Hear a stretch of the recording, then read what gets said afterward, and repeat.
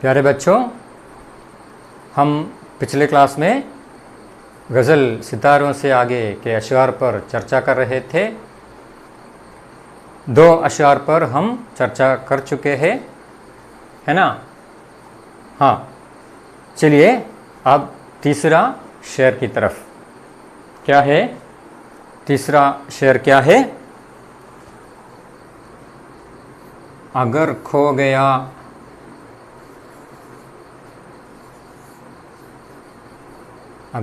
गया एक नशेमन तो क्या गम मकामाते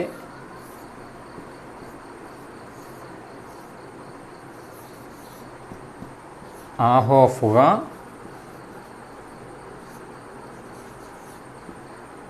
और भी है। अगर खो गया एक नशेमन तो क्या गम मकामाते आहोफुगा और भी है। अगर खो गया एक नशेमन तो क्या गम मकामाते आहोफुगा और भी है। क्या है? अगर खो गया एक नशेमन तो क्या गम। खो गया का मतलब क्या है? नष्टപ്പെട്ടാൽ, इफ लॉस्ट। नशेमन आशियाना नेस्ट, कूड़, पक्षी कूड़। तो क्या गम हमको मालूम है दुख या वरी, सैडनेस। अगर खो गया एक नशेमन तो क्या गम। What is the worry if one nest is lost. मकामाते आहोफुगा। क्या है? आहोफुगा, സൈ ആൻഡ് ക്രൈ. നമ്മുടെ ആവലാദികൾ, വേവലാദികൾ, നമ്മുടെ പ്രയാസങ്ങൾ. മക്കാമാത്തെ ആഹോഫുക. മക്കാമാത്തെ ആഹോഫുക, place of sigh and cry. നമ്മുടെ ദുഃഖങ്ങളും നമ്മുടെ പ്രയാസങ്ങളും നമ്മുടെ വേവലാദികൾ, നമ്മുടെ ബേജാറുകൾ, ഇതൊക്കെ നമ്മൾ ഇറക്കി വെക്കുന്ന സ്ഥലം എവിടെയാണ്? നമ്മുടെ വീടാണ്. പക്ഷികളെ സംബന്ധിച്ചിടത്തോളം അതെന്താണ്? കൂടാണ്.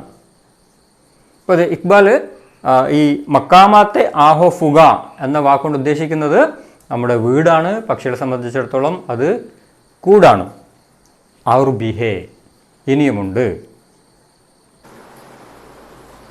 നശേമൻ യാ ആഷിയാന മക്കാമാത്തെ ആഹോഫുക,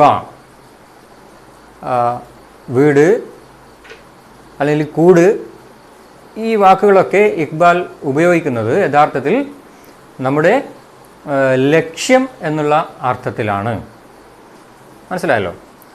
देखिए, अगर खो गया एक नशेमन तो क्या गम मकामाते आहोफुगा और भी है. What is the worry if one nest is lost? There are other places to sigh and cry for. ഒരു കൂട് നഷ്ടപ്പെട്ടതിൽ എന്തിനാണ് ഇത്ര ദുഃഖം? കൂടുകളും ലക്ഷ്യസ്ഥാനവും ഇനിയും ഉണ്ടല്ലോ ഏറെ. Iqbal is consoling us for all our losses. He tells that if we have lost something, we don't need to mourn for it. Our life has more points in which we can actually sigh and cry more reasonably. आप लोग ये video देखिए.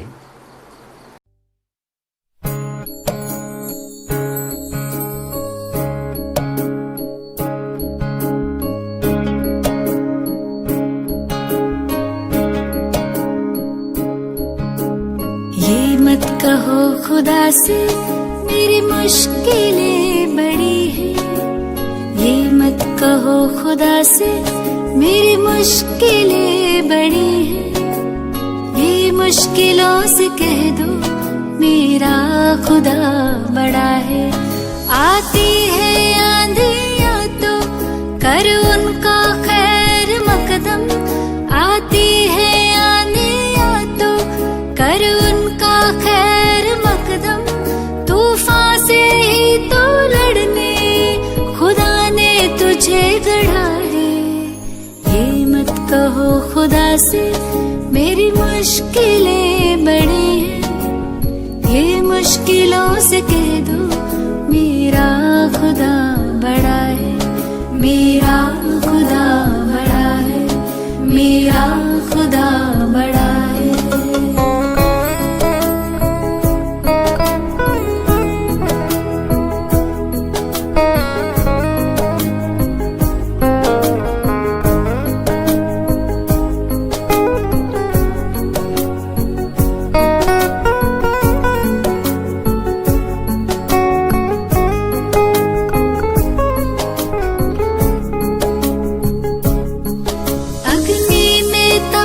सोना है और भी निखरता, अग्नि में तप के सोना है और भी निखरता, दुर्गम को पार करके हिमालय कोई चढ़ाए, लाएगी रंग मेहनत आखिर तुम्हारी एक दिन, लाएगी रंग मेहनत आखिर तुम्हारी एक दिन, होगा विशाल तरवर वो बीज जो पड़ा है। ये मत कहो खुदा से मेरी मुश्किलें बड़ी हैं, ये मुश्किलों से कह दो मेरा खुदा बड़ा है। इस वीडियो से हमको क्या पैगाम मिलता है? हाँ, हम सोच भी नहीं सकते कि हर एक छोटा बतख माँ के पास पहुँच पाएगा। वो कई बार गिरते हैं, लेकिन वो हार मानने के लिए तैयार नहीं थे। वो बार बार कोशिश करते हैं। उनकी माँ के पास यानी अपनी मंजिल पर पहुँचना उनके लिए सबसे अहम बात है। इसीलिए कई बार गिरकर भी वो बार बार कोशिश करते हैं। आखिरकार अपनी माँ के पास पहुँच जाते हैं। इकबाल कहते हैं कि अगर एक आशियाना खो गया तो मायूस नहीं होना चाहिए, बल्कि और एक आशियाना बनाने की कोशिश करना है। मतलब यह है कि ज़िंदगी में हमेशा जीत नहीं, हार भी हो सकता है, और उस हार पर मायूस नहीं होना चाहिए। ज़्यादा कोशिश और मेहनत करने से हम जीत हासिल कर सकते हैं। खैर, अब हम अगले शेर की तरफ चलें। क्या है अगला शेर?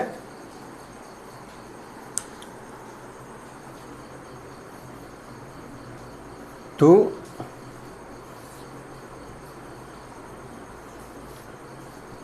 शाही है,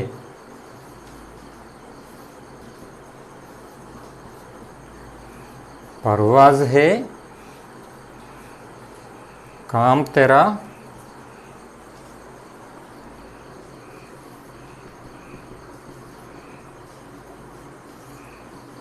तेरे सामने आसमां और भी है।